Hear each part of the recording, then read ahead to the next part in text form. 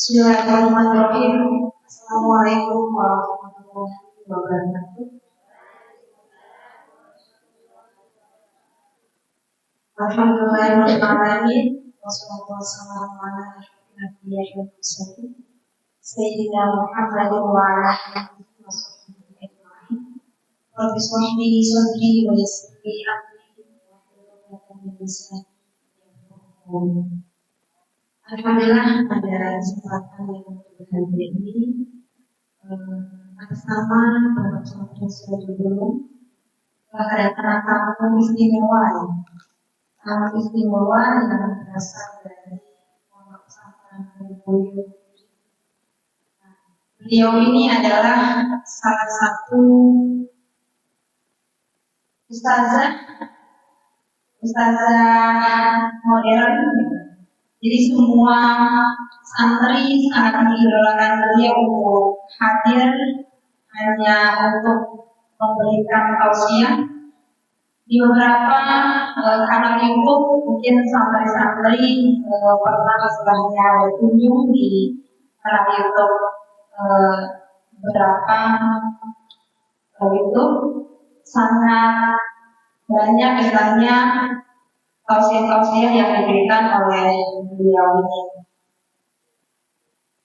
Assalamualaikum warahmatullahi wabarakatuh. Waalaikumsalam warahmatullahi wabarakatuh. Beliau ini salah satu putri dari Kiai Mahfuz Azhari yang dari Pondok Pesantren sendiri.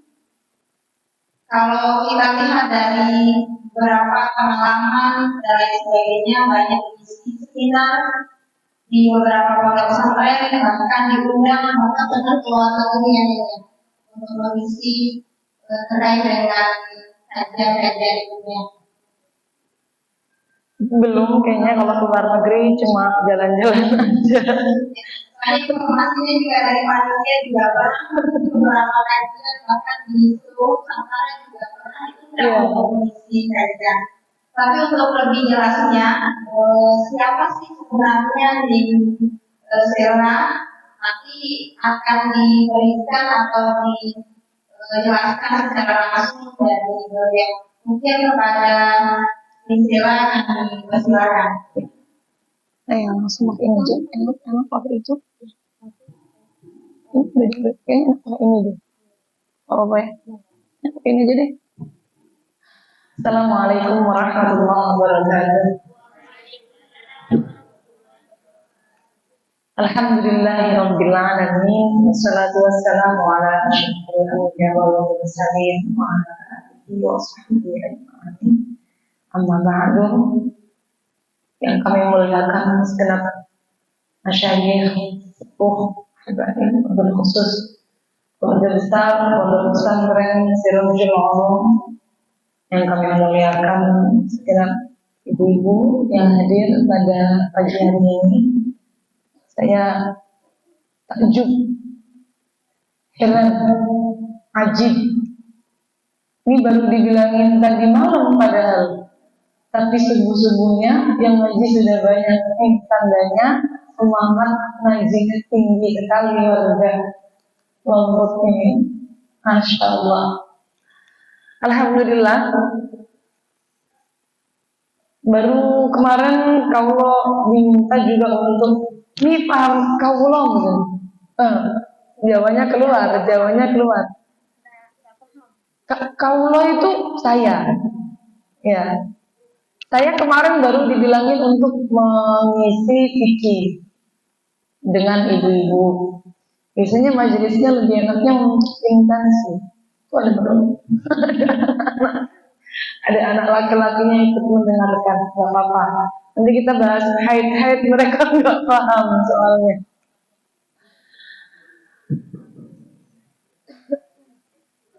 Alhamdulillah tadi disampaikan oleh Bu Eli, Bu Haliliyah, maaf.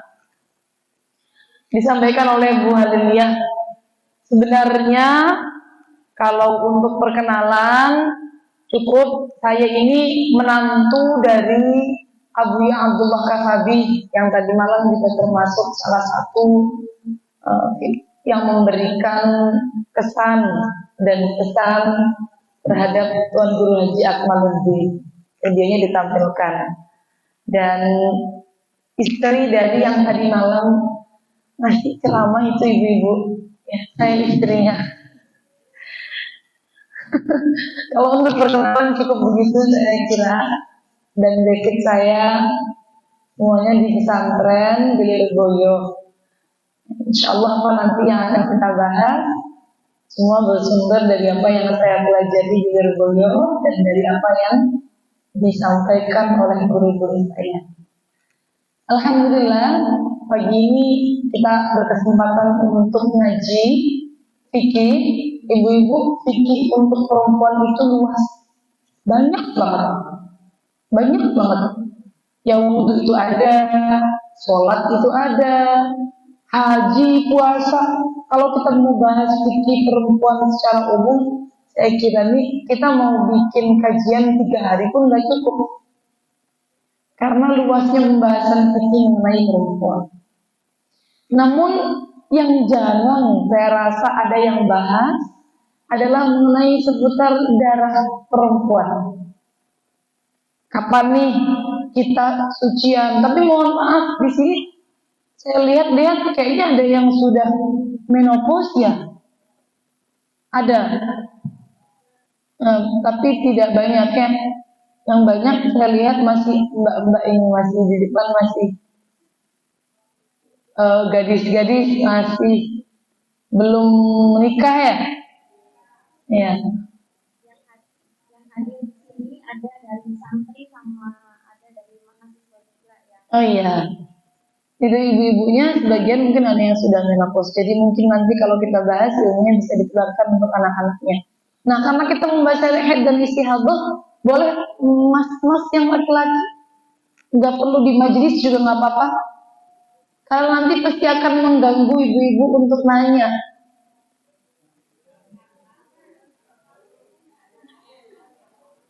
Daripada nanti pembahasan yang jenengan juga melongo-melongo tidak paham ya, betul kan? Nanti juga ibu-ibu kalau mau nanya, mbak-mbak, bukan ibu-ibu, kalau ibu-ibu nggak malu saya kira. Mbak-mbak kalau mau nanya agak lumayan. Mohon maaf yang banyak ya. Diusir.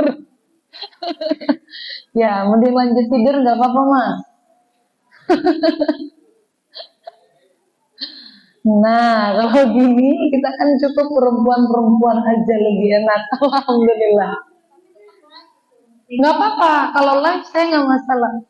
Ya biasanya kan kalau ada laki-laki di sini pembahasannya terus kita akan bahas gimana sih perempuan itu tahu darahnya berhenti. Terus saya mau bahas pro laki-lakinya. Ya gitu, jadi cukup ya ibu. Nah. Ada beberapa poin, tidak akan saya jelaskan semua, nanti mungkin ibu-ibu dan mbak-mbak, kalau misal masih ada yang mau ditanyakan, kita akan lebih detail bahas ditanya jawab di akhir. Tapi akan saya sedikit pantik mengenai beberapa hal yang salah dan sering disalahpahami oleh perempuan-perempuan di Indonesia terutama. Pertama, saya rasa kalau ditanya haid itu apa, hampir semua perempuan paham. Karena setiap perempuan memang kodratnya setiap bulan mengalami menstruasi. Jadi kalau ditanya haid itu apa, ya darah bulanan itu namanya haid. Betul, memang begitu. Haid itu darah yang keluar secara normal setiap bulannya oleh seorang perempuan. Sebenarnya bukan setiap bulan, tapi normal dikeluarkan perempuan. Umumnya setiap bulan perempuan mengalami haid. Tapi tidak selalu perempuan setiap bulan harus mengalami haid. Karena nanti syarat-syarat haid akan kita bahas di akhir, insya Allah, apa saja syarat-syaratnya. Yang jelas, darah haid itu keluarnya harus normal dulu. Tidak boleh karena ada sebab penyakitnya ataupun karena ada sebab melahirkan. Nah, maksudnya karena sebab penyakitnya gimana? Maksudnya begini. Kalau semisal darah ini tidak sesuai dengan syarat haid, nanti disebut dengan yang namanya darah istihadah. Ya, betul, istihadah. Nah, istihadah ini namanya darah penyakit. Jadi jangan dianggap begini nih, kalau lagi sakit keluar darah, oh berarti bukan haid. Tidak. Bukan begini pemahamannya. Kalau lagi sakit keluar darah, sesuaikan dengan hukum-hukum haid. Kalau haid, kalau hitungannya haid, ya berarti haid. Kalau hitungannya nggak sesuai dengan haid, baru namanya darah istihadah, baru namanya darah penyakit. Biar nggak bingung. Nanti dikit-dikit sakit nih, misal perempuan kan sebagian ada kadang-kadang yang kemudian diponis oleh dokter, kamu ada kistanya. Paham kista tidak? Ya, penyakit rahim itu ya, biasanya kista atau myom yang kemudian nanti menghambat, bisa karena kehamilannya juga kadang-kadang memperlambat orang bisa untuk hamil dan sebagainya. Yang jelas penyakit rahim gitu. Nah, kok punya penyakit kista, penyakit myom lalu keluar darah. Kalau misal orang ini berpenyakit langsung bingung, oh berarti saya istihadah, repot nanti. Setiap mau tahu hukum harus ke dokter. Padahal di sini kalau mau ke dokter kandungan berapa jam perjalanan dari sini? Sekitar 30 menit ya. Dan juga kalau misal mau ke dokter kandungan kan harus mengeluarkan biaya. Dan yang ini tidak semua perempuan bisa ya.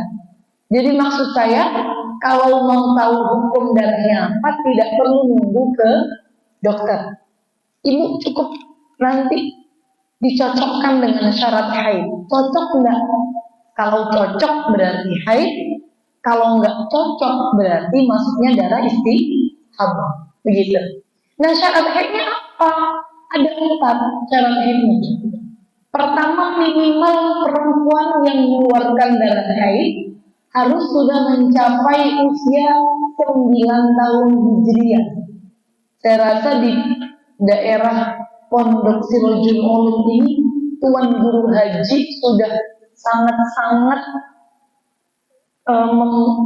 membumikan tanggalan hijriah. Sudah biasa ya jadinya menggunakan tanggalan hijriah. Dari berkat tuan guru haji, soalnya saya dengar tadi malam menjawab pertanyaan kapan beliau meninggal pun awal yang disebutkan tanggalan hijriah, menandakan ini warga sini berarti sangat perhatian dengan tanggalan hijriah. Maksud saya bagaimana tanggalan yang digunakan untuk menjadi patokan usia minimal haid itu menggunakan tanggalan hijriah, yaitu 9 tahun. Jadi nanti kalau semisal ulang tahun 9 tahun Masehi, jelas pasti sudah memasuki usia minimal haid. Karena hijriah sama Masehi banyakan Masehi, betul. Yang kedua, minimal darah yang keluar sehari semalam 24 jam. Kalau keluar secara terputus-putus, yang penting hitungannya ada 24 jam.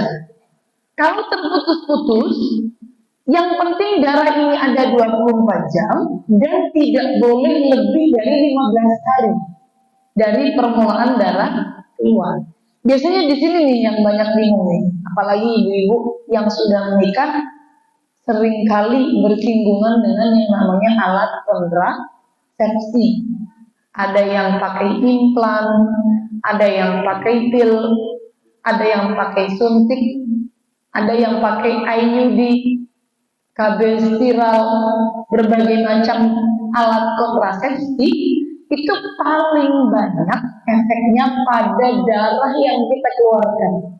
Begitu. Sehingga kadang-kadang nih kalau biasanya keluar darah normal, sekali keluar 7 hari, begitu. Karena normalnya perempuan itu keluar darah sebulan sekali. Sebulan sekali, darah yang keluar biasanya rentannya 6 sampai 7 hari. Lalu dia berhenti 23 sampai 24 hari. Begitu. normalnya demikian. Tapi seringkali kalau sudah minum pil KB atau sudah menggunakan alat kontrasepsi yang lain, itu darah kadang-kadang keluar cuma kayak orang flek, seret, seret, sehari keluar, sore lagi keluar, besok lagi keluar, terus berhenti lagi, sorenya lagi keluar. Jadi sehari mungkin cuma beberapa kali. Yang mau kita bahas gimana nih, sholatnya kapan? Enggak, sholatnya kapan? Kalau ibu-ibu sucinya sudah 15 hari, jadi ibu-ibu sekalian minimal syarat yang ketiga, darah yang keluar tidak boleh melebihi 15 hari. Syarat yang keempat, suci yang memisahkan antara dua haid minimal harus 15 hari. Kalau ibu-ibu sudah berhenti dari haid 15 hari, 15 hari berhenti dari haid, udah nggak haid, suci, kok keluar flek atau darah. Darah ini macam warnanya ada 5, Bu. Ada warna hitam, ada warna merah, ada warna coklat. Ini 3 dari 5, yang 3 semua ulama sepakat kalau ini dihukumi pasti warna darah. Paham ibu ya? Apa warnanya tadi? Hitam, coklat, ya. Hitam, merah, coklat. Biasa setiap perempuan keluarkan warna-warna ini. Hitam, merah, coklat. Ada 2 warna lagi, kuning dan keruh. Kuning dan keruh ulama khilaf, berbeda pendapat. Sebagiannya mengatakan masih warna darah, sebagian yang lain mengatakan bukan lagi warna darah. Jadi ini semisal ibu-ibu pertama keluar darah warna coklat, misal coklat keluar flek. Biasanya kalau sudah suci 15 hari tidak akan sholat, karena menyangkanya masih, oh ini saya berarti keluar darah haid, karena saya sudah suci 15 hari. Kok saya keluar darah, berarti darahnya sudah bisa dihukumi haid. Paham ibu-ibu? Coba saya tanya, ibu-ibu kalau sudah suci 20 hari, terus keluar darah apa? Haid. Pasti nyangkanya begitu kan? Haid. Kira-kira kalau keluarnya zuhur, sholat zuhur enggak? Kalau keluar darahnya waktu zuhur, mau sholat zuhur enggak? Enggak ya, karena nyangkanya saya haid. Paham? Betul. Memang begitu harusnya. Orang itu kalau keluar darah, pertama kali lihat darah, oh saya haid, nggak boleh sudah. Sholat nggak boleh, puasa nggak boleh. Segala hal-hal yang diharamkan bagi perempuan yang haid nggak boleh. Meskipun baru keluar darahnya, belum ada hitungan 24 jam, belum. Baru keluar. Karena ada kemungkinan darah ini nanti dihukumi haid. Paham? Ibu sekalian. Sekarang saya tanya nih, darah tadi yang keluar zuhur, ternyata maghrib berhenti. Maghrib baru kira-kira sekitar keluar darah selama 6 jam saja. Maghrib betul-betul berhenti, dicek menggunakan kapas, betul-betul berhenti. Gimana kok cara tahu darah berhenti itu? Ibu perlu cek menggunakan kapas. Adik-adik juga menggunakan kapas. Tidak boleh, ini biasanya yang tidak mau tuh yang masih baru-baru haid. Dia tuh kalau ingin tahu darah berhenti, sering kalinya cuma lihat dari pembalut. Iya, pembalutnya udah nggak ada darah nih, berarti saya waktunya mandi besar. Ini salah. Ini salah. Yang benar gimana? Pakai kapas ibu-ibu. Tisu juga boleh. Tapi kalau tisu ini tidak bisa menangkap warna. Karena tisu kan nyerap ya ibu-ibu. Jadi kalau kena cairan langsung keserap. Dia nggak bisa kelihatan cairannya warna apa. Tapi kalau kapas bisa tidak menyerap warna, jadi bisa kelihatan warnanya apa.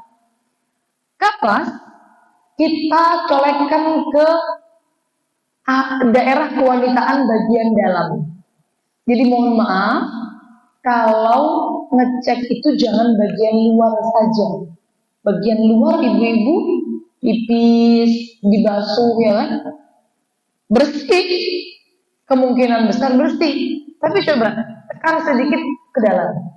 Ini kalau yang masih belum menikah, tekan sedikit ke dalam, tahan beberapa detik. Jangan dalam-dalam, yang penting agak sedikit ke dalam. Area yang tidak wajib dibasuh saat istinja. Kalau yang dibasuh saat istinja, cebok, itu kan area yang nampak saat duduk jongkok, ya kan? Jongkok, kemudian yang nampak yang wajib dibasuh. Kalau yang tidak wajib dibasuh, yang tidak nampak, berarti harus kita tekan sedikit ke dalam. Kenapa saya bilang begini? Seringkali cairan itu teksturnya kental, sehingga tidak nempel di ini. Kalau semisal anak laki-laki ada di sini, ini kayak gini bisa nyeplos. Saya nggak akan bisa kelas kayak gini jelasinnya. Jadi mohon maaf tadi saya sedikit usir ya. Biar tidak ada yang ganggu kita belajar begini. Saya yakin mereka akan semangat, tapi mohon maaf yang terganggu, yang ngaji, yang butuh ini. Apa namanya? Ditekan ke dalam sedikit. Nanti kalau semisal keluar cairan kuning dan keruh, hukumnya khilaf. Ulama bilang sebagian sudah suci, sebagiannya belum. Tapi kalau yang keluar cairannya warnanya putih, kayak kapasnya, atau nggak ada cairan apapun, maka berarti sudah suci, sudah berhenti, begitu. Nah ini maghrib dia cek betul-betul darah berhenti. Ibu-ibu sholat nggak kira-kira maghribnya? Sholat enggak sholat nggak kira-kira maghribnya? Sholat nggak? Biasanya kalau anak pesantren gini bu, aduh, udah tak tunggu dulu 24 jam. Barangkali nanti darahnya keluar lagi. Betul? Ada nggak yang begitu? Ada, ya kan? Kira-kira yang benar sholat atau tidak? Fikihnya mengatakan mestinya harusnya sholat. Karena kalau dia keluar darah, hukumnya haid. Kalau darah berhenti, mestinya sudah suci. Pertanyaan yang akan saya ajukan selanjutnya, wajib mandi besar atau tidak? Sebagian wajib, sebagian tidak. Wajib mandi besar enggak? Kalau mau sholat maghrib. Kira-kira darah yang keluar tadi 6 jam sudah dihukumi haid belum? Belum. Kalau belum dihukumi haid, masih sementara dihukumi darah istihadah. Istihadah itu seperti orang haid atau seperti orang suci? Istihadah itu seperti orang suci, tidak mewajibkan mandi besar, sehingga tidak ada kewajiban mandi besar dan tidak perlu. Mohon maaf ibu-ibu, saya kemarin berhaji itu ya, ketemu sama ibu-ibu yang pakai obat penunda haid. Keluar dia itu haidnya sedikit-sedikit karena mungkin tidak cocok dengan obatnya. Jadi setiap hari itu keluar darah, seret, begitu, ntar berhenti, seret keluar lagi, ntar berhenti lagi, begitu. Saya tanya, saya tetap setiap hari mandi, setiap darah berhenti, saya mandi. Padahal darah kalau dihitung belum ada 24 jam. Sehingga sebenarnya memang dia kalau mau sholat, ketika darahnya berhenti, wajib sholatnya. Tapi kalau untuk mandinya tidak perlu, karena tidak dihukumi haid selama jumlah darahnya belum ada 24 jam. Begitu. Jadi saya coba ya, tadi 6 jam. Maghrib berhenti tidak perlu mandi, tapi dia wajib sholat maghrib. Besok zuhurnya keluar lagi tuh darah. Darahnya memang milih keluarnya waktu zuhur. Lagi-lagi di hari berikutnya keluar darah lagi selama 6 jam lagi. Sama, ketika darah keluar tidak boleh sholat, ketika darah berhenti wajib sholat. Perlu mandi atau tidak, hitung dulu Bu. Hitung dulu deh. Ada 24 jam atau belum. Kalau setiap hari keluar 6 jam berarti 24 jamnya kalau sudah keluar darah selama 4 hari. Jadi nanti setelah 4 hari dihitung nih, oh darah dari hari pertama sampai hari yang terakhir jumlahnya sudah 24 jam. Berarti saya sekarang wajib sholat tapi wajib mandi. Wajib mandi besar. Begitu. Paham ya? Itu. Ini sering kali bikin bingung loh. Atau begini nih yang sering dialami. Pertama keluar enggak karena KB, enggak normal. Tapi darah yang pertama keluar itu memang cuma kayak keputihan tapi warnanya coklat. Begitu. Terus derasnya darah yang keluar banyaknya itu baru 2 hari lagi. Ada yang pernah begini? Atau baru besoknya darah keluar derasnya. Pertama cuma kayak flek doang. Ini sama kasusnya. Tetap menghitung headnya dari pertama flek. Dari pertama keluar darah. Karena dari awal sampai akhir rentang waktunya semua dalam 15 hari. Bisa dipahami Ibu? Atau kalau buat ibu-ibu ini relate. Haidnya 7 hari. Sudah suci, sudah mandi suci. 3 hari kemudian, mungkin setelah disambang dengan suaminya, keluar darah lagi. 3 hari kemudian. Jadi keluar lagi darah di hari ke-10. Begitu. Darah apa hukumnya? Haid. Karena masih dalam rentang waktu 15 hari. Jadi nggak boleh sholat lagi. Walaupun hari ke-10 udah ada jaraknya nih. Udah kepisah jarak suci 3 hari. Yang penting masih dalam rentang waktu 15 hari. Darah yang keluar masih dihukumi haid. Berarti kalau darahnya berhenti lagi, wajib mengulang mandi. Ini yang sering. Kadang-kadang dia tuh keluar darah di hari ke-10, di hari ke-11 cuman flek. Setelah berhenti dia nggak mandi lagi. Begitu. Padahal walaupun flek, darah yang di hari ke-10 atau di hari yang ke-11 atau yang penting tidak melebihi 15 hari hukumnya masih haid. Jadi kalau darahnya berhenti kita wajib mandi. Wajib mandi lagi kemudian baru melaksanakan ibadah lagi. Agar dipahami Ibu, bisa dipahami Ibu? Ya. Itu seputar haid. Insya Allah yang paling sering salah paham demikian. Ada lagi masalah haid ini yang paling sering salah paham. Sebelum saya bab istihadah sedikit nanti saya bahas sedikit mengenai bab istihadah. Seringkali salah paham yang paling banyak orang haid kalau di sini boleh nggak keramas Ibu? Kalau di sini boleh nggak potong kuku? Ada yang begini, ada yang boleh. Boleh nggak? Nggak boleh ya? Potong kuku nggak boleh, keramas? Nggak boleh sisir? Nggak boleh. Oh, disisirkan boleh. Kalau sisir sendiri nggak boleh. Boleh pakai ini?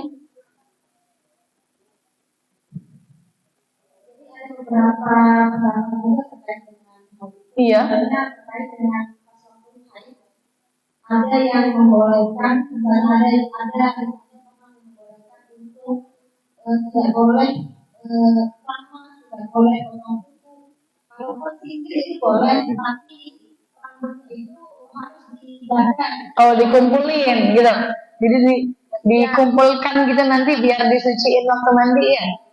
Ya. Ada juga memang yang membolehkan nggak apa-apa, keramas aja nggak masalah. Oh gitu. Ya, siap. Makasih ini saya jadi tahu nih. Di sini gimana biasanya? Kalau nifas ibu-ibu, kalau habis lahiran keluar darah nifas, berarti nggak keramas selama 60 hari.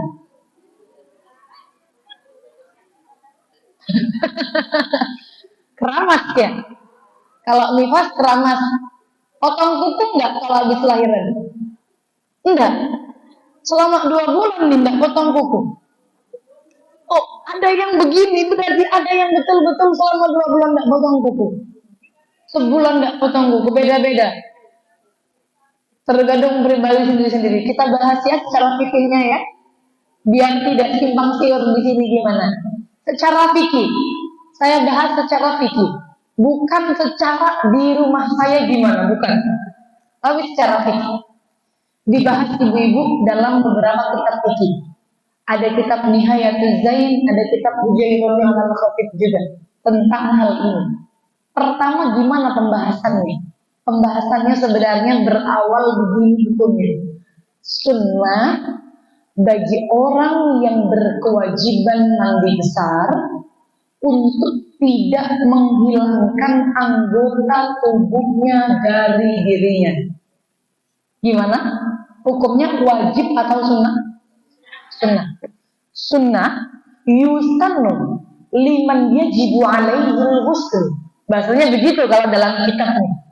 Sunnah bagi orang yang wajib mandi besar untuk tidak menghilangkan anggota tubuhnya dari dirinya apa aja. Rambut, kuku, kulit, apa aja, gigi. Misal nih, ini kalau dia ada kewajiban mandi besar, sunnahnya nggak dihilangin semua anggota tubuhnya. Paham ya ibu-ibu ya? Sekarang saya nanya nih, kalau kira-kira hukumnya sunnah kita langgar, kira-kira dapat dosa atau tidak? Tidak. Jadi biar bisa clear.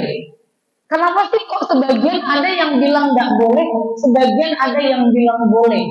Karena hukumnya sunnah ibu-ibu, kiai-kiai zaman dulu, tuan guru zaman dulu, kalau masih tahu baiknya jangan dihilangin.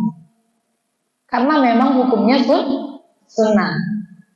Namun repotnya karena hanya sebatas baiknya, sehingga banyak yang kemudian mengambil kesimpulan secara pribadi. Oh berarti gak boleh untuk motong kuku, untuk motong rambut. Tapi padahal hukum dari fikihnya hanya sebatas sunnah. Jadi maksudnya kalau mau tidak keramas, kalau keramasnya boleh bu. Bahkan orang keramas itu bisa loh tetap melakukan kesunahan selama tidak ada rambut yang rontok. Kalau semisal mau tetap kekeh nih, sama kayak biasanya, tidak keramas, kemudian tidak potong kuku, boleh, bagus, diniatkan melakukan kesunahan. Kalau sisir, rambutnya sudah rontok, tidak melakukan kesunahan meskipun rambutnya dikumpulin karena rambutnya sudah terlepas. Sehingga kalau ditanya, boleh enggak sisiran, boleh enggak potong kuku, boleh enggak keramas ketika haid? Jawabannya boleh, tapi kamu tidak dapat kesunahan. Karena sunnahnya sebenarnya bagi perempuan yang punya kewajiban mandi besar itu enggak melakukan hal-hal yang membuat rambutnya rontok. Tidak melakukan hal-hal yang membuat kukunya dipotong. Begitu. Bisa dipahami ibu? Lebih enak hukumnya? Ini hukumnya memang dari fikihnya begini, sehingga kalau sekarang setelah ini ada yang melakukan contoh nih, kalau haid memang kita mampu tidak keramas seminggu. Kalau haid kita mampu tidak potong kuku seminggu. Coba kalau nifas 2 bulan, nifas maksimalnya berapa? 60 hari. 2 bulan betul itu. Itu kira-kira kalau tidak keramas selama 2 bulan, yang takut bukan cuma bapaknya. Anak yang baru dilahirin juga kan takut. Ini ibuku apa gendruwo. Betul ya? Jadi boleh kalau misal mau habis nifas mau langsung keramas boleh. Jadi biar tidak terlalu berat kotornya. Begitu ya, ibu-ibu nggih, hukumnya sunnah. Sekarang saya nanya nih, kalau sudah kadung terlepas, kukunya sudah kadung kita potong, rambutnya sudah kadung rontok, kira-kira wajib nggak dimandikan? Wajib nggak dimandikan? Sebagian ada yang masih dikumpulin terus dimandikan ya? Iya, sebagian begitu. Saya juga sering menemukan begini di daerah-daerah yang lain. Ibu-ibu, saya pernah seminar haid juga di Jambi pernah, di Riau pernah, di Lampung pernah. Banyak yang pemahamannya sama. Saya rasa rata kayaknya seluruh Indonesia begini pemahamannya. Jadi kalau habis disisir tuh kan rontok ya, nanti rontokannya dibasuh. Ada dua versi. Ibu-ibu masyarakat di Indonesia, ada yang langsung disuciin, ada yang langsung saat itu juga, ada yang nanti dikumpulin di bawah saat mandi besar. Ada dua versi. Nyatanya secara fikihnya sebenarnya harus nggak begini. Ternyata secara fikihnya tidak perlu. Tidak perlu ibu-ibu. Mandi besar itu kan memang kita harus membasuh seluruh tubuh, mengalirkan air ke seluruh badan. Yang wajib kita basuh adalah anggota yang menempel pada tubuh. Yang sudah terlepas tidak perlu dibasuh. Sekarang saya nanya, Bu, kalau bulu matanya rontok waktu haid, kira-kira disimpan tidak? Bulu mata rambut nggak? Rambut mestinya harusnya diperlakukan sama dengan rambut-rambut kepala, bukan? Tapi nyatanya kita kan nggak pernah nih, bulu mata rontok nih, waduh, harus saya sucikan nih. Saya belum pernah ada tahu kayak gini, belum pernah ada tahu yang begini. Jadi kalau bulu mata rontok pasti langsung dibuang. Untungnya nggak apa-apa, karena yang wajib disucikan yang nempel. Alhamdulillah hukumnya ringan. Jadi kita tidak perlu repot-repot mensucikan yang sudah terlepas. Bisa clear dipahami? Bisa ya? Tidak ada simpang siur lagi. Kalau begitu. Ini mungkin bisa kita buka tanya jawab dulu, baru kita lanjutkan supaya nanti lebih interaktif. Bagaimana pembahasan kita pada pagi hari ini? Kira-kira ada yang nanya atau tidak? Silahkan nanti diumumin oleh Ibu Hamiduddin. Terima kasih. Jadi tadi sudah disampaikan materi ya, kajian terkait dengan haid dan sholat. Mungkin masih banyak yang bingung atau bertanya. Untuk sesi tanya jawab seperti yang disampaikan oleh Gisela, nanti kalau ada yang mau bertanya, sesi pertama 3 orang, nanti paling saja ke depan ya, supaya nanti lebih interaktif. Jadi nanti paling ke depan, karena mikrofonnya juga tidak ada yang di belakang. Silakan untuk kesempatan pertama 3 orang. Ada tidak namanya? Ada yang bertanya? Ada. Silakan maju ke depan, Bu. Siapa lagi yang mau bertanya? Oh, ini ada. Bak depan. Silakan maju ke depan yang mau bertanya.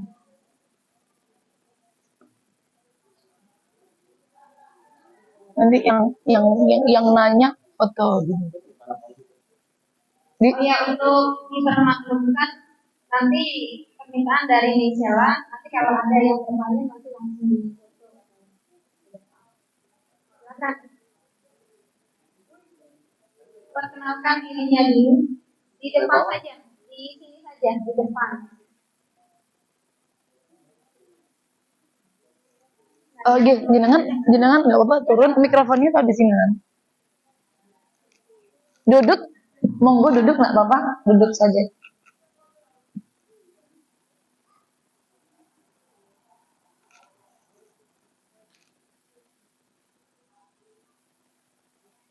Monggo sila. Di sini sila ya. Kalau monggo itu ya. Sila. Oh, belum bunyi, belum.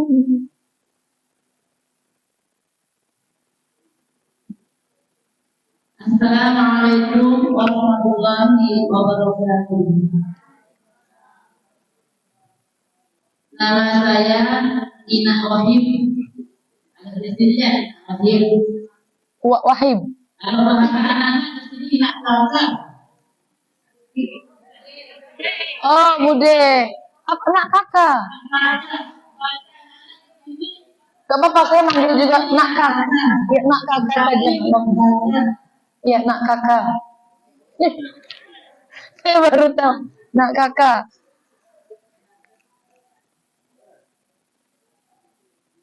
Maaf ya, saya mau bertanya diulangi pembicaraan yang tadi masalah haid masa puasa.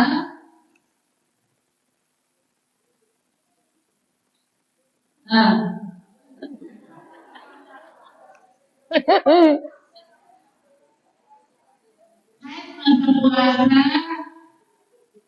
masa puasa kan lemah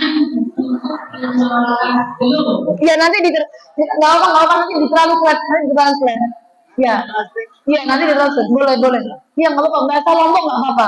Nanti ditranslate sama Ibu Harilia. Haid itu kan dari lemah bebersih dengan ibu masuk haid. Ini puasa dan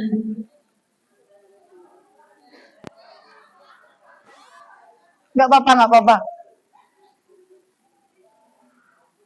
dengan ibu puasa berhenti haidnya kan. Jadi bebersih nggak bisa langsung puasa cukup lingkungan masuk haid masih.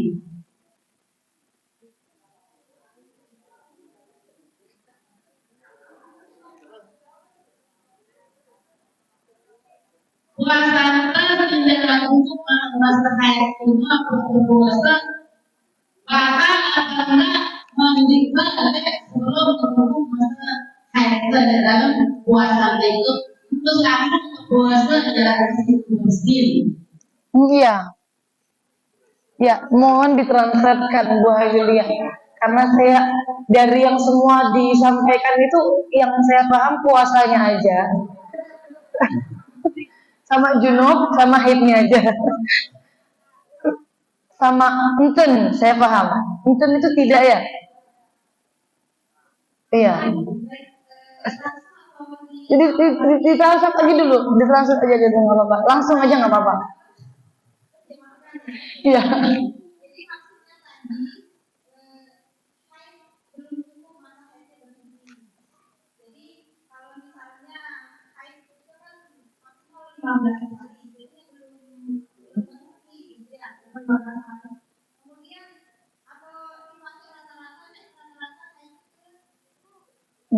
Saya sebenarnya agak kayak paham gini. Itu begini ya Bu. Haidnya belum berhenti, belum selesai, jadi sudah puasa. Jadi sudah kadung puasa, ternyata darahnya keluar lagi. Begitu ya? Kan kebiasaan 15 hari. Iya. Kebiasaan haidnya 15 hari. Terus berhenti haidnya bisa 10 hari. Iya. Terus langsung bebersih, langsung puasa. Iya. Hari ke-11 tadi itu keluar lagi. Nah, itu maksudnya Iya. Setelah itu apa? 10 hari keluar darah.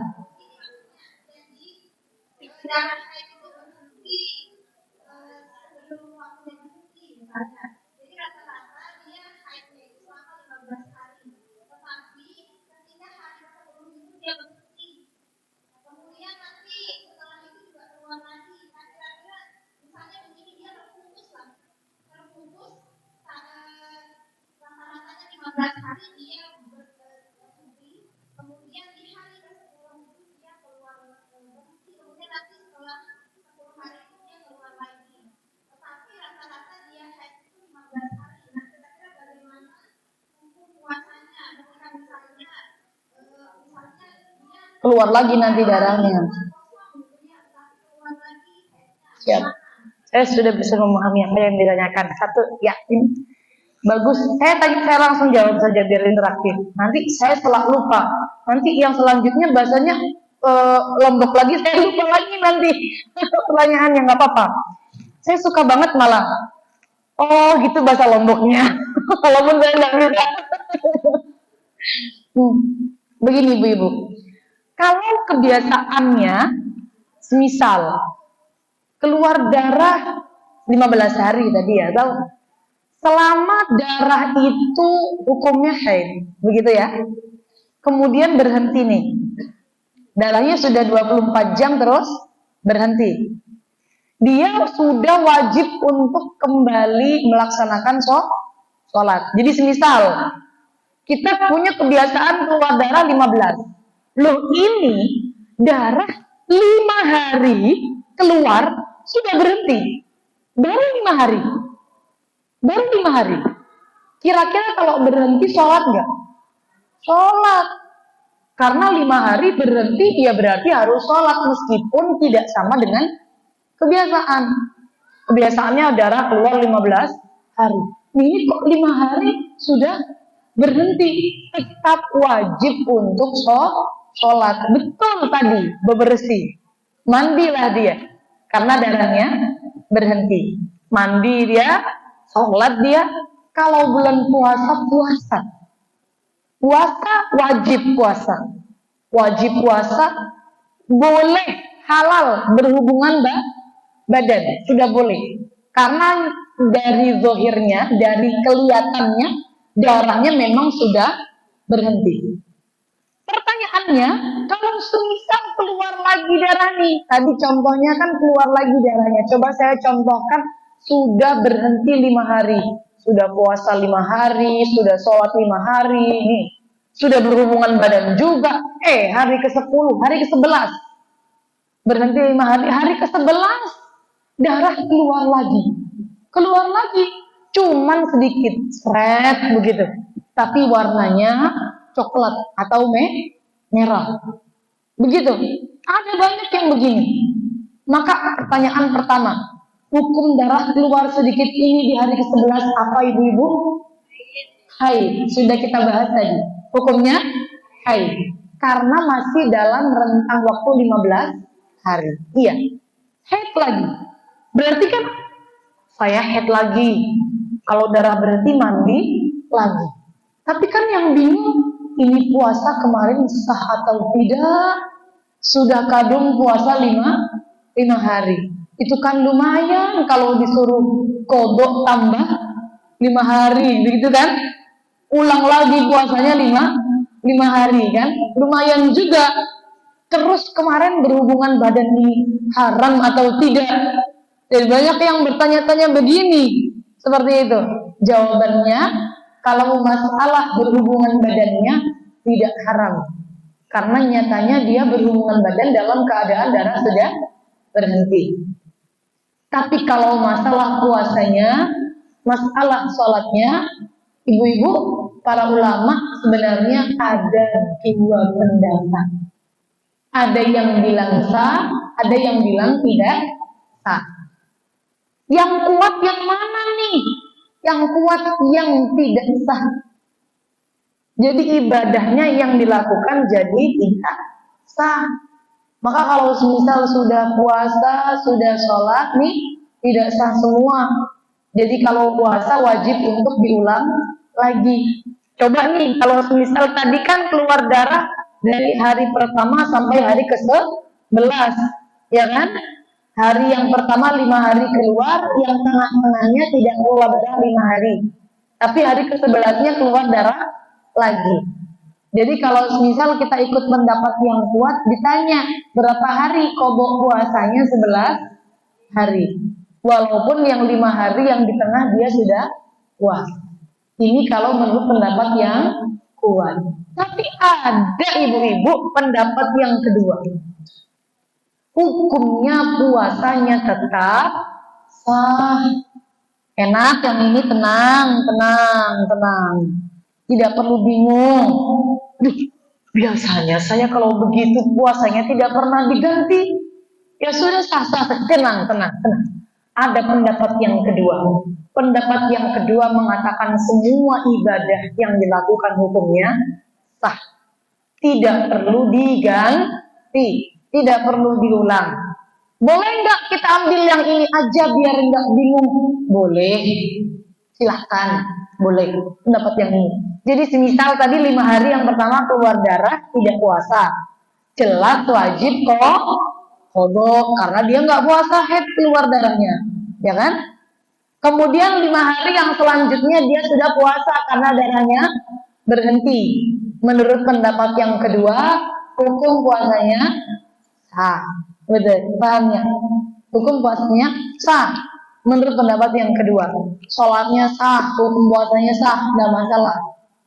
Misal nih, di sini di tengah-tengah dia kodok sholat sah, semuanya sah ibadahnya. Menurut pendapat yang kedua. Terus hari ke-11 keluar lagi darah, hukumnya haid lagi.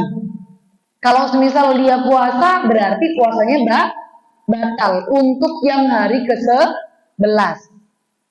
Ya, jadi kodok puasanya 5 tambah 1 sama dengan 6 menurut pendapat yang kedua. Menurut pendapat yang pertama kodok puasanya 11 hari. Terserah ibu-ibu mau ikut yang mana, tapi nggak apa-apa, mau ikut yang kedua juga nggak apa-apa daripada bingung ya. Boleh ikut pendapat yang kedua. Sudah dipaham apa yang saya sampaikan? Jawabannya sama nggak sama pertanyaannya? Sesuai dengan pertanyaannya. Sesuai. Ya.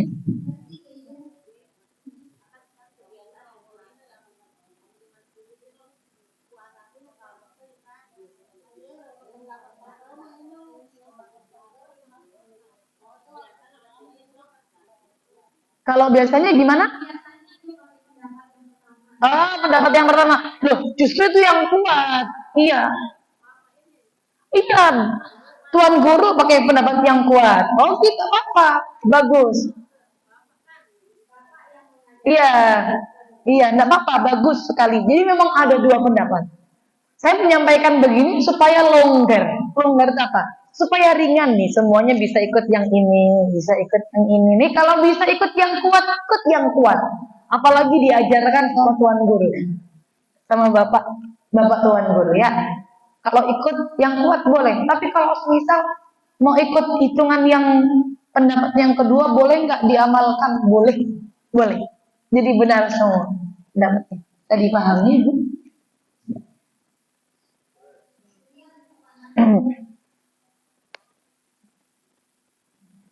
Bismillahirrahmanirrahim. Assalamualaikum warahmatullahi wabarakatuh. Perkenalkan nama saya Rizal Rahman. Izin bertanya, saya punya 2 pertanyaan.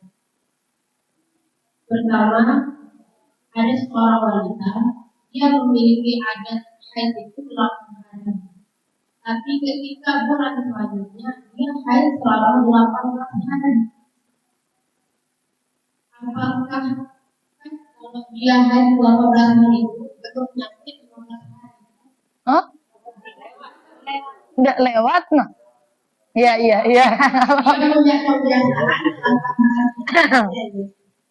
Tapi di bulan berikutnya keluar darah selama 18 hari. Iya. Cara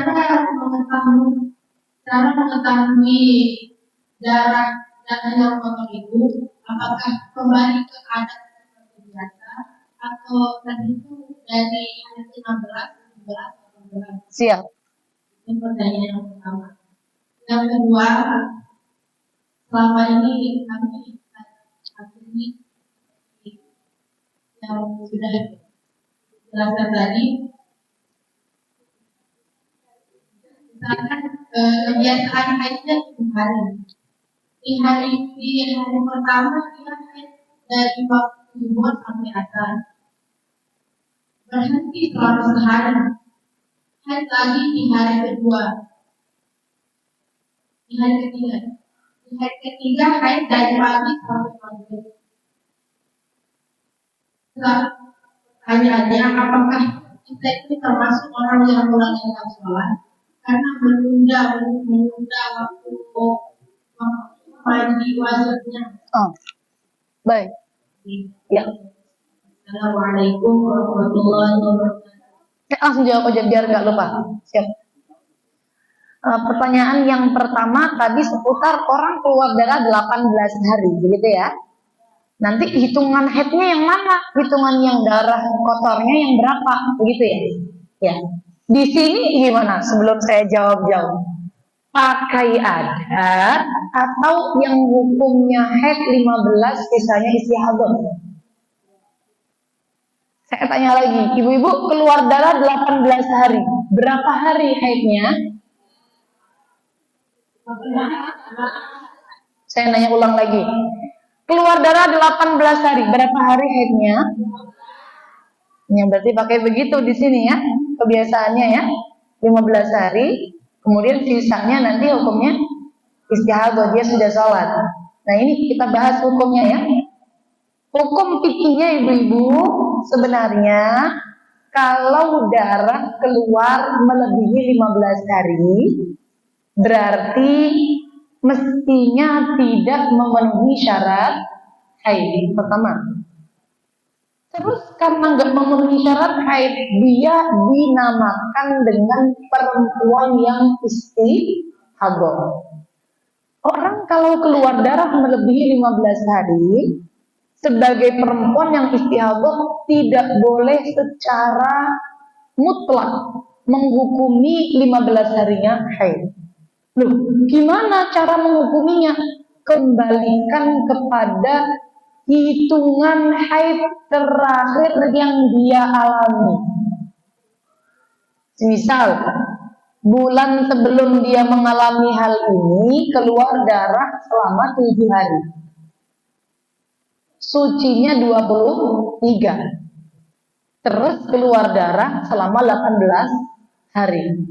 Berarti secara fikihnya hukum haidnya bukan 15 karena dia adatnya tidak 15, tapi karena dia kebiasaan bulan kemarinnya keluar darah 7 hari, berarti haidnya adalah 7 hari. Paham? Iya, harus ada yang namanya qadha sholat. Kok bisa qadha sholat? Maksudnya gimana? Kira-kira saya nanya nih, ibu-ibu kalau keluar darah kebiasaannya 7. Nah ini darah 7 hari tetap lanjut keluar sampai 10. Kira-kira sholat nggak? Darahnya masih lanjut keluar, sholat nggak? Enggak, betul. Bagus, ini betul sekali. Sampai 15, sholat nggak?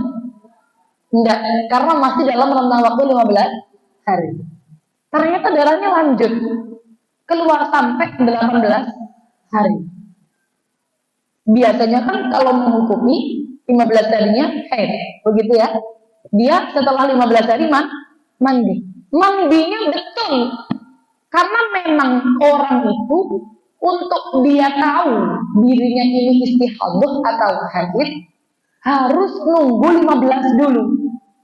Begitu. Jadi 15 hari dia tidak sholat betul. Kemudian setelah 15 hari, masuk hari ke-16, mandi besar betul. Hari ke-16, 17, 18 dia sholat betul. Hanya yang kurang tepat hitungan haidnya. Kalau biasanya hitungan haidnya dibuat instan, dibuat mutlak semuanya ngitung, ya kalau begini berarti haidnya 15. Mestinya tidak. Kalau sebelumnya sudah pernah haid, berarti samakan jumlahnya haidnya dengan bulan kemarin. Bulan kemarin berapa?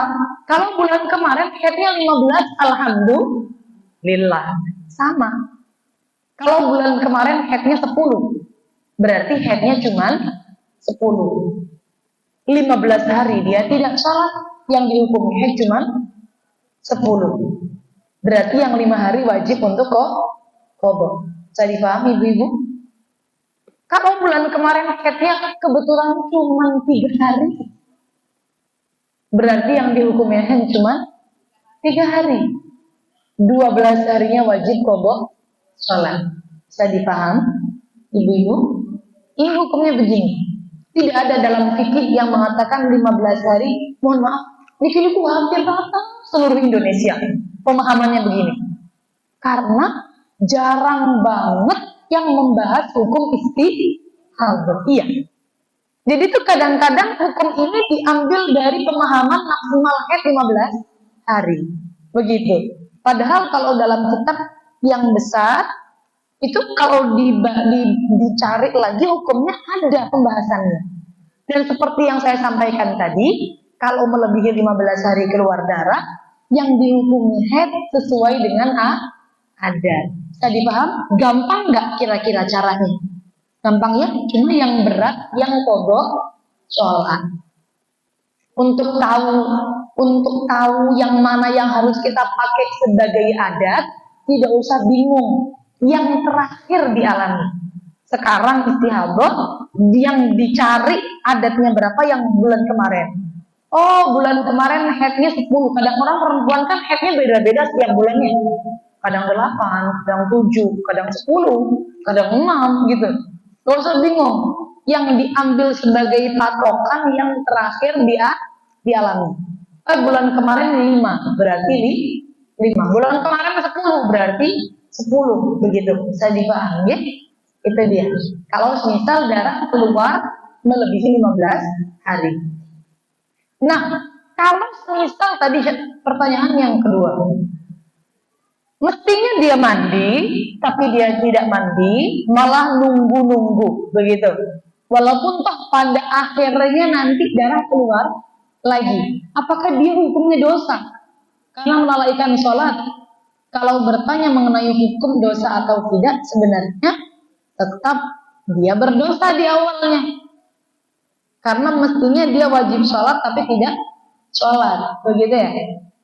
Begitu. Nah, kurang yakinnya yang menyebabkan dia tunda mandinya, maka berarti sekarang harus yakin. Karena sudah tahu hukumnya. Biasanya karena kurang yakin itu timbul karena dia tidak paham bagaimana hukumnya. Begini, kalau darahnya sudah betul-betul berhenti, tidak perlu ada yang diragukan lagi. Kapan saya suci? Begitu. Tapi kalau darahnya masih keluar, jelas masih haid. Jadi sekarang biar dirubah pemahamannya. Kalau darah keluar, saya masih haid. Kalau darah berhenti, saya sudah suci. Kapan saya harus mandi? Mandinya saat akan melaksanakan sholat. Ini ibu-ibu contoh. Darah berhenti jam 8 pagi.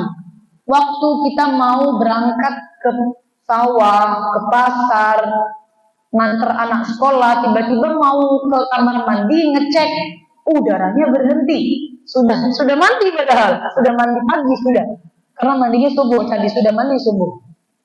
Kira-kira wajib mandi besarnya jam 8 itu saat dia tahu, atau nanti ketika mau sholat zuhur?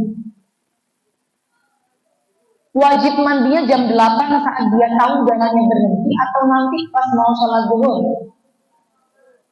Pas mau sholat, betul jawabannya. Mandi wajibnya saat mau sholat. Iya, karena mandi itu wajib saat akan dibutuhkan. Jam 8 kalau dia nggak mau sholat, dia nggak wajib mandi. Tapi kalau nanti jam 9 dia mau sholat duha, berarti harus mandi dulu. Paham ya? Penghitungan sucinya sejak darah berhenti. Tapi mandinya nanti mau sholat dulu. Paham ya? Iya. Sabun. Monggo, ada 2 lagi ya sepertinya. Yang dari awal.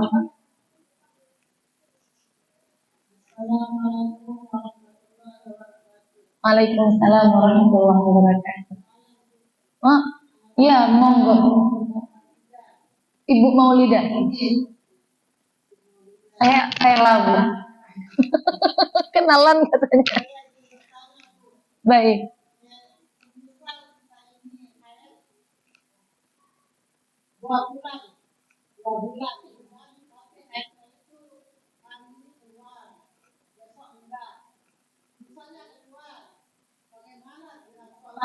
Baik.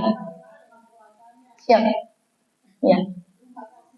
Siap, sama-sama. Ini kalau menggunakan alat kontrasepsi relate, kalau bahasa anak sekarang bisa dipahami betul karena sesuai dengan yang dia alami, begitu.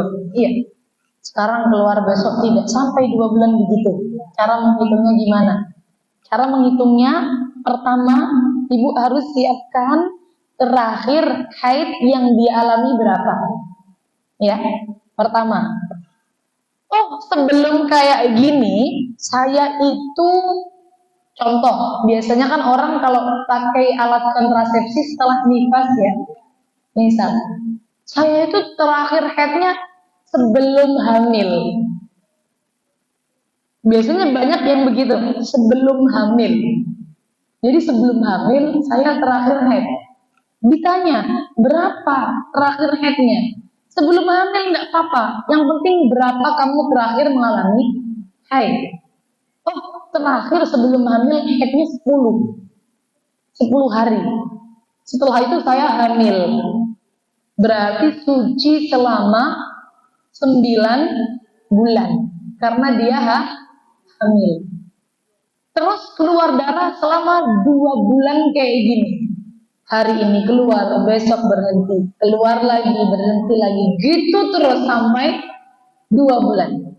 Gimana cara tahu hukumnya? Hukumnya samakan dengan adatnya dulu. Ini coba dilihat, adatnya 10 ya. Dalam 10 hari darah yang ada darahnya hukumnya semua haid. Masa berhenti yang ada di tengah-tengah darah yang dihukumi haid, hukumnya ikut haid. Darah berhenti, darah berhenti, darah berhenti, darah berhenti, darah berhenti, ya kan? Hari ke-10 waktunya darah berhenti, betul ya? Padahal dia punya kebiasaan keluar darah 10 hari. Haidnya berapa? Cuma 9. Kenapa kok 9? Karena hari ke-10-nya dia tidak ada darah. Jadi tidak bisa kita hukumi haid. Yang dihukumi haid dari mulai hari pertama sampai hari ke-9 yang ada darahnya. Dan juga berhenti yang ada di tengahnya. Terus saya terakhir itu sucinya 9 bulan. Berarti saya haid laginya kapan? Haid laginya setelah ini darah yang kayak gini ini 9 bulan. Paham gak ibu? Jadi begini, orang kalau keluar darah berbulan-bulan, dia untuk haidnya disamakan dengan adat haidnya, untuk istihadahnya disamakan dengan adat sucinya. Nanti untuk mengetahui haid yang kedua, kalau sudah selesai istihadah sesuai dengan adat suci. Coba saya contohkan dulu. Ada orang kebiasaan keluar darah 7 hari. Sucinya kebiasaan 23 hari. Jadi sebulan dia haid sekali. Haid 7, suci 23. Lalu keluar darah sampai 3 bulan. Begitu. Gimana cara tahu haidnya kapan aja? Haidnya 7, istihadah 23, haid lagi 7, istihadah 23, haid lagi 7, istihadah 23. Jadi nanti kalau waktunya haid dia tidak boleh sholat. Kalau waktunya istihadah dia wajib sholat. Kalau waktunya haid lagi tidak boleh sholat lagi. Nanti waktunya istihadah lagi dia wajib sholat lagi. Paham tidak? Ini paham? Ibu-ibu yang lain paham? Jadi sesuaikan alurnya dengan kebiasaannya. 7, 2, 3. 7, 2, 3, 7, 2, 3. Kalau yang bulan pertama pasti dia nunggu 15 kayak ibu-ibu tadi. Karena kan orang nggak mungkin ma'rifat akan tahu bagaimana masa depannya. Oh, keluar darah, masa langsung tahu saya bakalan istihadah kan tidak mungkin ya. Jadi bulan pertama ini harus nunggu sampai 15 hari. Pasti begitu. Begitu. Tapi kalau bulan kedua, setelah 7 hari dia haid, langsung mandi. Langsung mandi, langsung sholat. Karena bulan pertamanya sudah istihadah. Jadi bulan keduanya kita sesuaikan dengan bulan yang pertama. Bisa dipahami ya? Tapi kalau yang terakhir suci dialaminya lama. Kayak orang tadi, orang terakhir sucinya pas hamil. Hamil kan sucinya selama 9 bulan. Berarti adat sucinya berapa? 9 bulan. Adat sucinya 9 bulan. Jadi haidnya 7, adat sucinya 9 bulan. Kalau keluar darah 3 bulan, berarti yang dihukumin haid cuman 7. Sisanya selama 2 bulan lebih 23 hari hukumnya istihadah. Bisa lepas dari hukum ini bagaimana caranya? Kalau dia jumpa sama darah berhenti sama masa berhenti selama 15 hari. Jadi usahakan darahnya berhenti selama 15 hari. Nanti setelah itu baru nanti hitungan baru. Tidak ikut hitungan yang menggunakan adat 9 bulan. Bisa dipahami, Bu?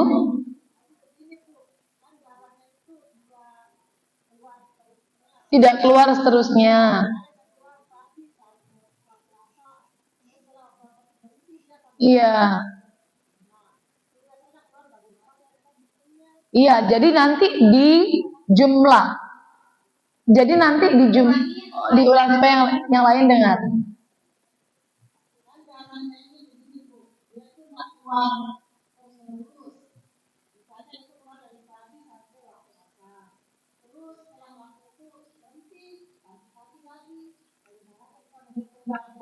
Baik, siap. Cara ngitungnya Ibu, sebenarnya ini di problem ini itu tidak cuma untuk yang istihadah. Tapi semua orang kalau darahnya keluar terputus-putus mesti bingung cara ngitungnya. Iya, semua orang kalau darahnya keluar terputus-putus mesti galau. Ini hitungannya berapa? Sudah berapa jam saya keluar? Caranya dicatat. Jadi perempuan itu hukumnya wajib mencatat keluarnya darah kapan, berhentinya kapan. Dicatat dulu yang pertama. Catat. Tahunya saya keluar darah jam 2. Berhentinya jam 8. Jam 2 sampai jam 8 berapa jam? 6. Besok keluar lagi jam 8 sampai jam 8 malam. Berarti 12 jam. Begitu, cara ngitungnya dicatat. Yang penting di dalam 7 hari ini ada 24 jam, maka nanti sesuai dengan adatnya semuanya hukumnya haid. Meskipun setiap harinya cuma 6, 12, 10 begitu. Pokoknya dari hari pertama sampai hari adatnya ada 24 jam. Nanti semuanya hukumnya haid. Bisa dipahami cara ngitungnya begitu. Cara ngitungnya. Cukup? Ada yang masih dijanggalkan? Karena repotnya kalau misal kita nyatet itu bolak-balik ya. Nyatet lagi. Nyatet lagi. Hari ini 6 jam. Maksudnya 8 jam. Terus dikumpulin jadi 1, betul. Cukup sampai 15. Sampai 15. Pertama sampai 15. Karena kan orang pertama kali dia tahu kalau mau istihadah di 15 hari. Kalau ternyata di hari ke-15 darahnya berhenti. Tidak keluar lagi. Misal, tidak keluar lagi. Maka berarti yang dihukumin haid semua 15 hari. Bisa dipahami ya? Tapi kalau ternyata hari ke-16 begitu terus, hari ke-17 begitu lagi, hari ke-18 begitu lagi, berarti nanti dikembalikan kepada kebiasaan haid. Karena dia dihukumi istihadah, begitu. Jadi, kebiasaan haidnya 10. Berarti coba dilihat di 10 hari ini ada 24 jam enggak? Oh, ada. Berarti ya sudah haidnya 10 hari. Paham, Bu? Iya. Iya, sama-sama. Ini saya tergantung ibu-ibunya. Jam berapa ya? Baik. Ini kayaknya mau pada sekolah ya? Iya, siap. Satu lagi.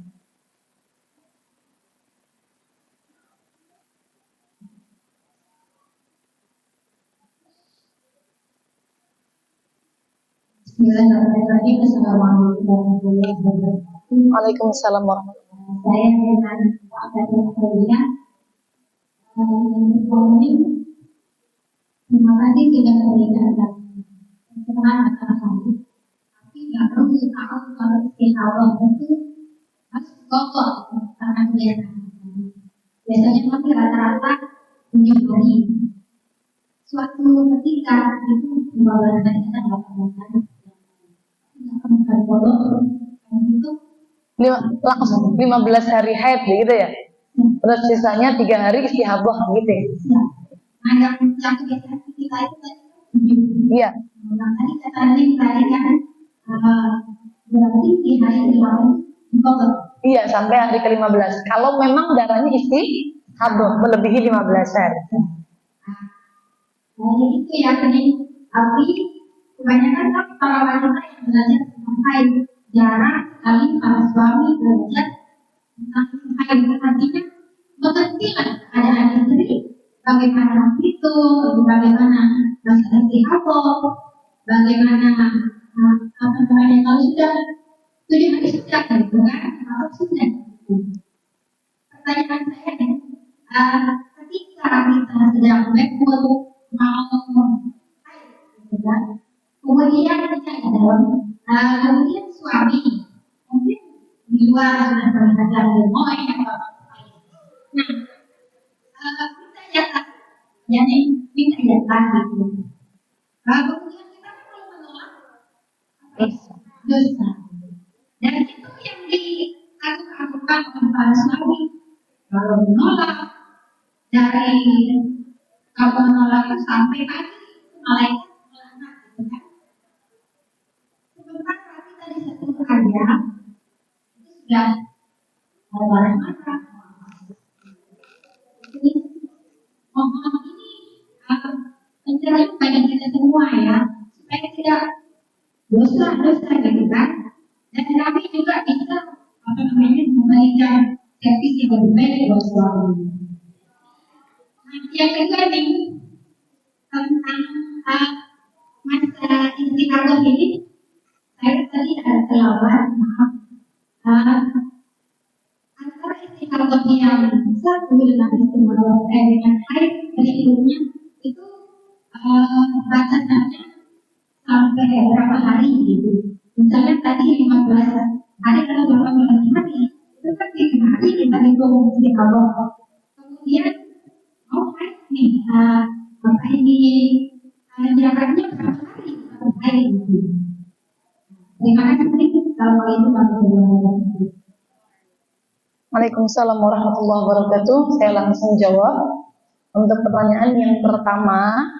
Jadi pada intinya kalau misal ini belum keluar darah ya ibu-ibu, ya.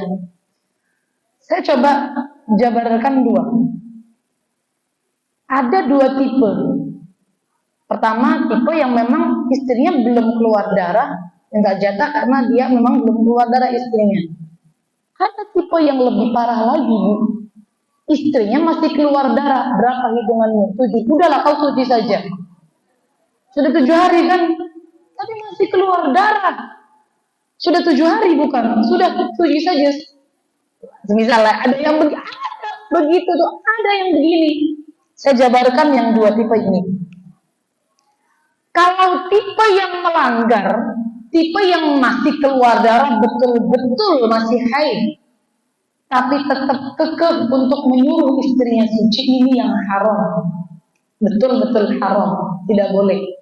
Karena tidak ada yang melegalkan. Masih keluar darah, kemudian bisa dihukumi suci. Meskipun kebiasaannya 7. Contoh, kebiasaannya 7 nih.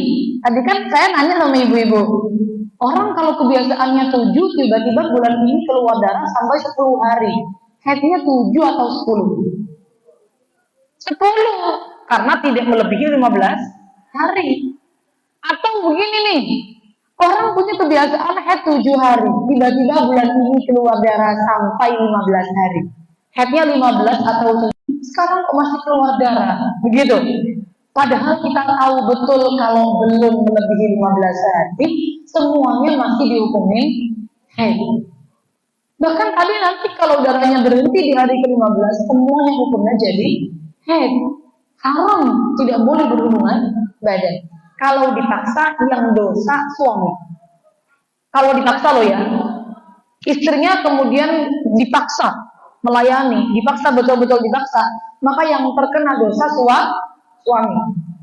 Istrinya tidak kena dosa. Yang penting sudah menyampaikan bagaimana hukumnya. Paham ibu ya? Ini tipe yang kedua.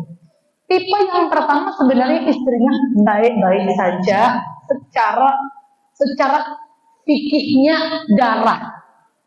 Maksudnya baik-baik secara fikihnya darah itu hukumnya dia suci, halal untuk berhubungan badan. Namun secara hatinya tidak baik-baik saja. Karena PMS.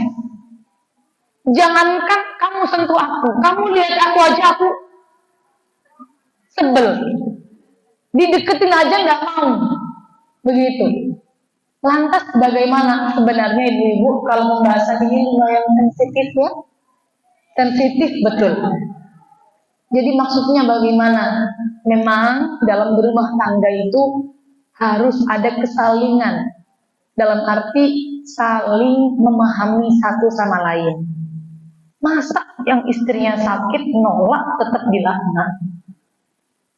Contoh, mohon maaf, istrinya sakit nih, panas misal, suaminya minta jatah.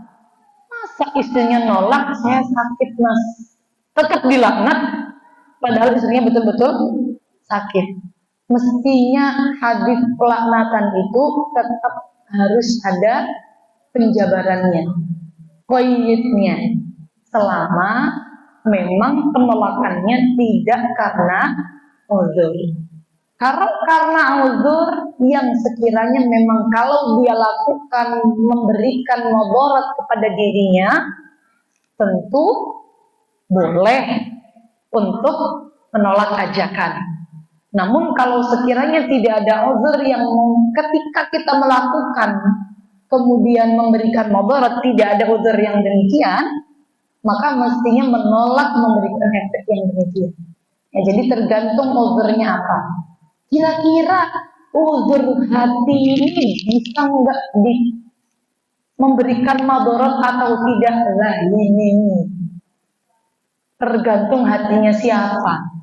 Kalau uzur hatinya ini sampai bikin sakit-sakit sebadan, kira-kira ya mungkin bisa untuk dikatakan sebagai uzur.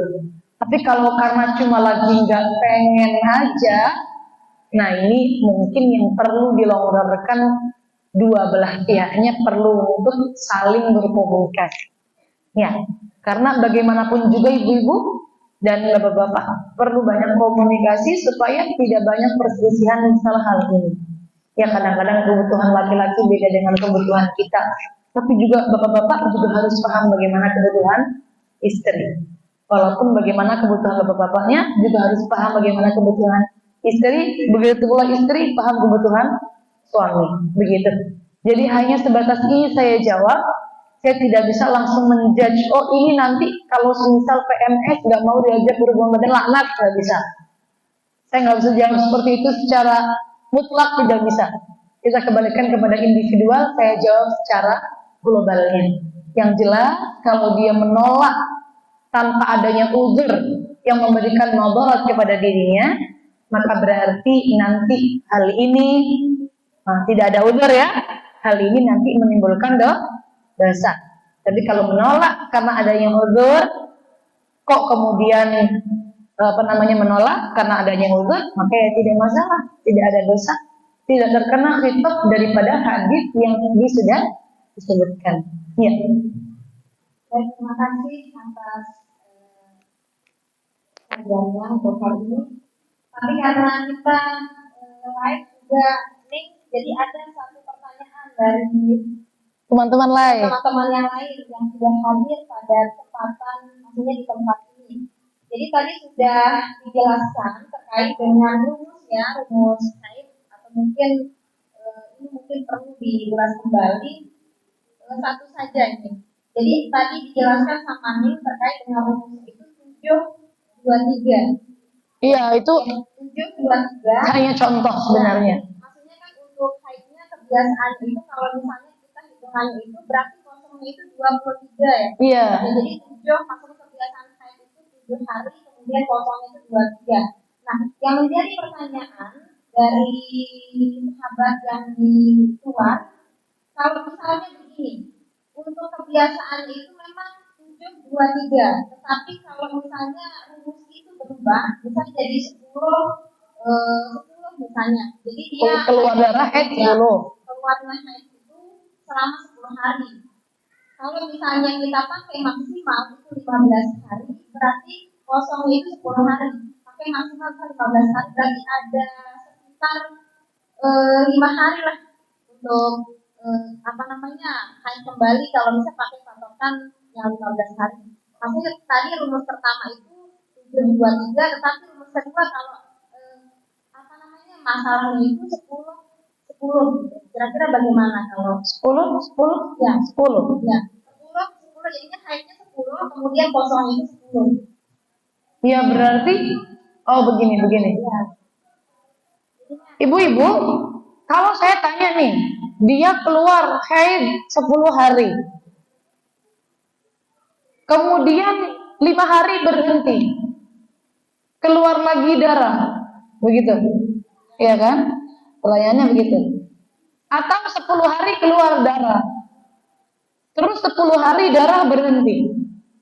Lanjut keluar lagi. Padahal sucinya baru 10.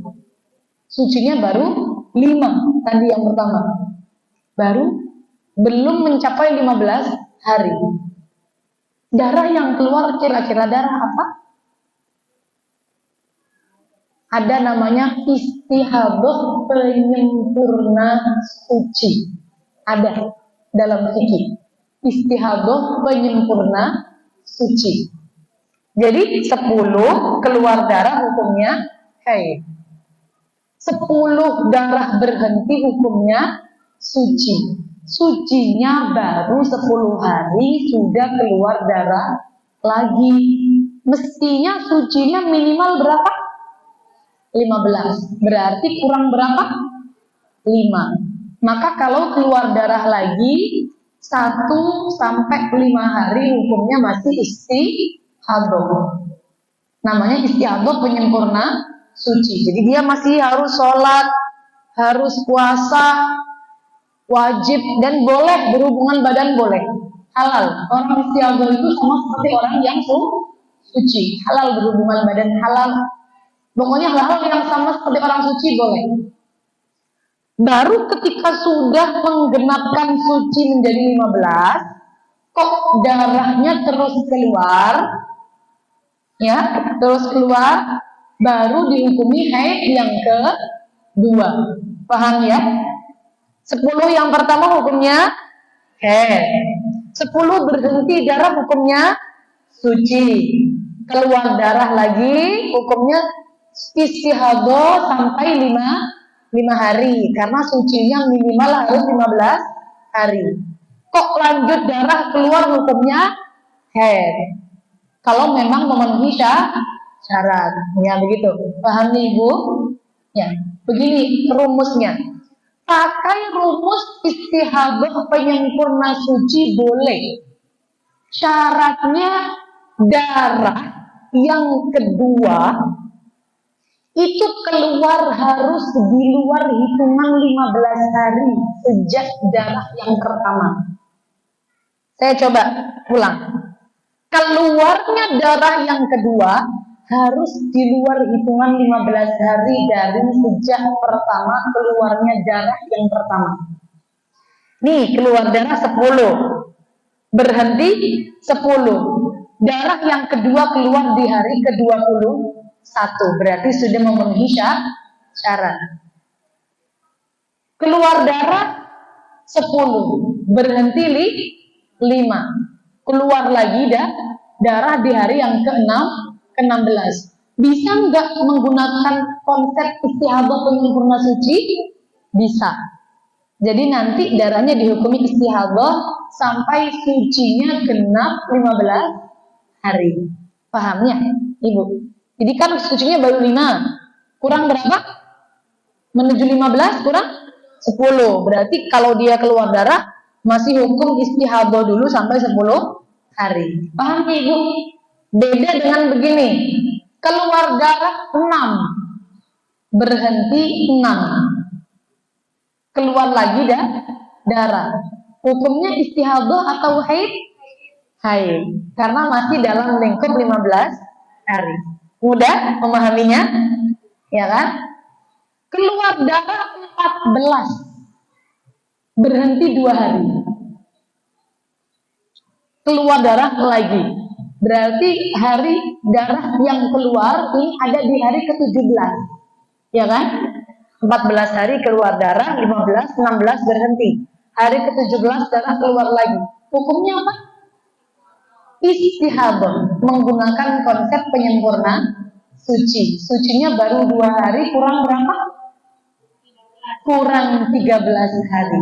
Selama darah keluar hukumnya istihadah dulu sampai 13 hari kemudian. Syaratnya apa? Darah kedua yang keluar harus di luar 15 hari. Paham Ibu-Ibu? Ini enak ya hukumnya? Ya. Baik, itu terakhir ya sepertinya. Karena saya tutup dulu ya. Saya tadi kan belum nutup dulu ya. Ibu-ibu, ini sebenarnya pembahasan kita kalau kita tarik masih banyak sekali. Saya belum bahas mengenai bagaimana cara orang istihadah sholat. Saya belum bahas mengenai apa saja yang tidak boleh bagi orang yang haid. Saya belum bahas mengenai bagaimana kodok-kodok sholatnya, datang dan berhentinya haid. Mungkin nanti ada pertemuan-pertemuan selanjutnya kita bisa bahas haid yang lebih, bisa bahas fikih-fikih yang lebih luas lagi. Semoga ada waktu, semoga bisa berjumpa lagi dari awal sampai akhir. Mungkin banyak salahnya saya menjelaskan dan mungkin banyak tutur kata yang tidak nyaman di hati ibu-ibu sekalian. Saya mohon maaf yang sebesar-besarnya. Semoga ilmu yang kita pelajari pada pagi hari ini bisa menjadi ilmu yang bermanfaat, ilmu yang memberkahi. Amin amin ya rabbal alamin. Kurang lebihnya mohon maaf. Wassalamualaikum warahmatullahi wabarakatuh. Waalaikumsalam warahmatullahi wabarakatuh. Kita doanya. Mungkin karena permintaan dari jamaah menutup dengan membaca Ya.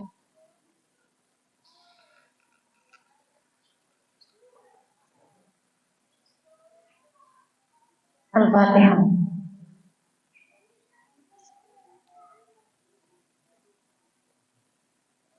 Terima kasih atas waktunya.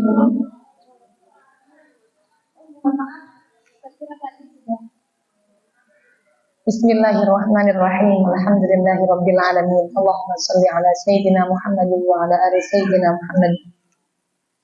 Allahumma innaka ta'lamu sirrana wa alaniyatana faqbal ma'dziratana wa ta'lamu hajatina fa'atina subhana ta'lamu ma fi anfusina faghfir lana dhunubana. Allahumma inna nas'aluka imanan kamilan yubashshiru qulubana wa yaqinan sadiqan wa ilman nafi'an wa qalban khashi'an wa rizqan wasi'an halalan thayyiban hatta na'lama annahu la yusibana illa ma qaddartahu alaina wa rabbina lima wasnatahu lana ya dzal wal ikram. Allahumma inna nas'aluka ridhaka wal jannah wa na'udzubika min sakhatika wan nar. Allahumma inna nas'aluka husnal khatimah wa na'udzubika min su'il khatimah. Allahumma inna nas'aluka al-'afwa wal 'afiyata wal mu'afata ad-daimah fid din wad dunya wal akhirah. اللهم افتح علينا فتوح العارفين وارزقنا فهم النبيين وحفظ المرسلين وإلهام الملائكة المقربين برحمتك يا أرحم الراحمين. اللهم انفعنا بما علمتنا وعلمنا الذي ينفعنا وزدنا علما ونعوذ بك من حال أهل النار والحمد لله على كل حال. اللهم اغفر لنا ذنوبنا ولوالدينا رحمهم كما ربونا صغارا. ربنا هب لنا من أزواجنا وذرياتنا قرة أعين واجعلنا للمتقين إماما. ربنا آتنا في الدنيا حسنة وفي الآخرة حسنة وقنا عذاب النار. اللهم بلغنا مكة والمدينة بأداء نسكنا وبزيارة إحرامك وحرمة سيدنا محمد صلى الله عليه وسلم يسرا ولا عسرا يسرا ولا عسرا يسرا ولا عسرا مع الرحمة والسلامة. وصلى الله على سيدنا محمد وعلى آله وصحبه وسلم والحمد لله رب العالمين.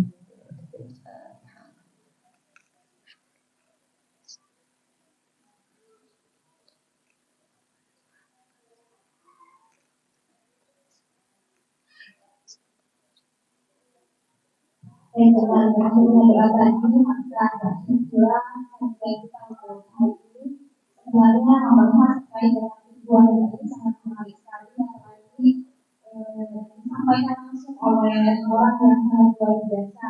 Semoga di kesempatan selanjutnya kita juga bisa melakukan kajian-kajian seperti ini lagi ke depannya. Mungkin sekian dari kami. Saya sebagai moderator kami Akmal. Assalamualaikum warahmatullahi wabarakatuh. Sebelum kita membuka, mungkin kita bersama dulu untuk semua yang hadir yang ada di sini. Santri mungkin ada yang di atas, ibu mungkin bisa naik ke panggung. Santri di bawah. Ya, santri nanti di bawah. Ayo segera.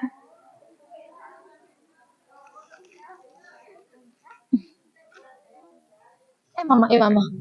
Bismillah.